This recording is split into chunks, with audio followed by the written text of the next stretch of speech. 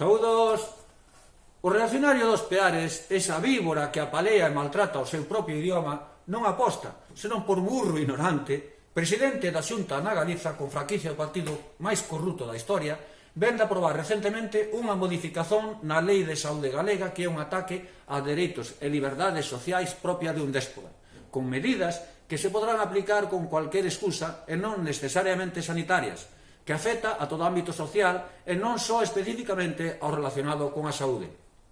Vexamos, contemplanse peche de actividades, incautación ou inmovilización de insumos, aforo e horarios de apertura de peches por mor de simples indicios ou sospeitas, seguramente avaladas por comités de expertos tan oscurantistas como os que asesoraron e asesoran perante a pandemia e que agora sabemos que están vinculados a grandes empresas, ás farmacéuticas, á sanidade privada e ideolóxicamente ao partido de goberno.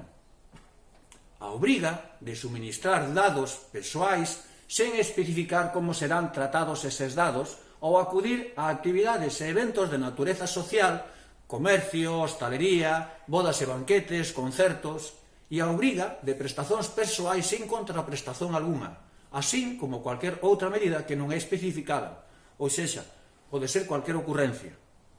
Control das persoas enfermas con o seu aillamento, internamento e hospitalización forzosa, se se dá o caso, e sen saber como se avaliarán as posibles riscos para a saúde pública que habiliten esta toma de medidas. A lei contempla a posibilidade de someter a tratamentos que as autoridades consideren axeitados aínda en contra da vontade do enfermo, o que implica uso da forza física ou de medios químicos, os dereitos dos pacientes pisoteados e ninguneados.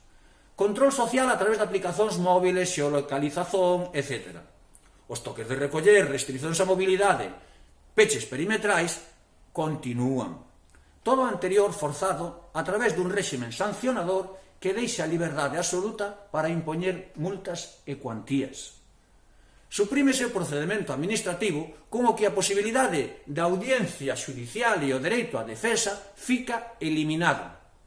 Todo isto farase en base a sospeitas, indicios e supostos. Non se fala da temporalidade, polo que poderían ser consideradas permanentes.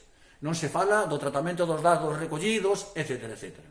Esta lei mesmo parece inspirada en algún manual fascista de 1940. O que lles gusta a estes retrógrados e reaccionarios do século XXI aproveitanse da pandemia para creer que voltemos á idade de pedra en dereitos e liberdades.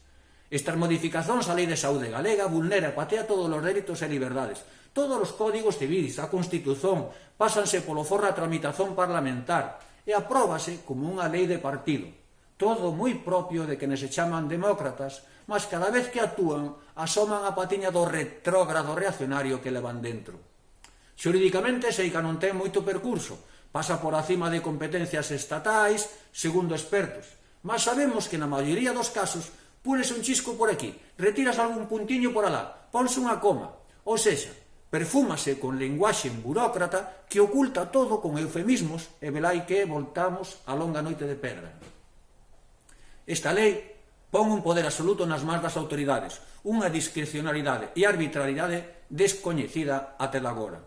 O mero feito da existencia desta lei, aínda que non sexa aplicável na súa totalidade, é unha ameaza violenta contra o povo, os dereitos e liberdades pisoteados pola mera sospeita discrecional, sacada dun manual webeliano que nos indica a deriva totalitaria e reaccionaria de quen ostenta o poder político no parlamentiño galego, que nos indica os difíciles tempos que se achegan e nos que precisan ter todo amarrado e ben amarrado.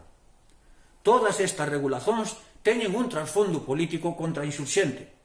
O FMI, nun estudo, alerta do profundo descontento social existente e do xurdimento da protesta social ao remate da pandemia, polo cual é moi previsible que veña cuarta, quinta e recontra sexta ola, na mentras vanse pondo os pilares do control social. Estes reaccionarios trogloditas ideolóxicos teñen os seus estudosos académicos, fundazóns, institutos sociolóxicos, que lles aventan os tempos que veñen.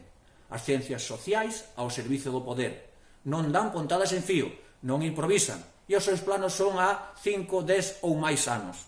Eis polo que regulan, vixilan e controlan.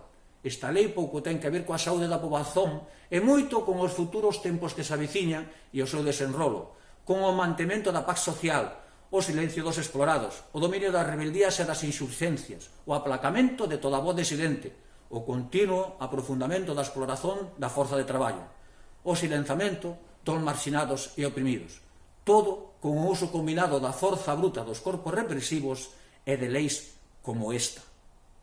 Leis como esta son as que lle dan cobertura xurídica a unha democracia totalitaria e reaccionaria que nos alonxa de poder ter unha vida digna.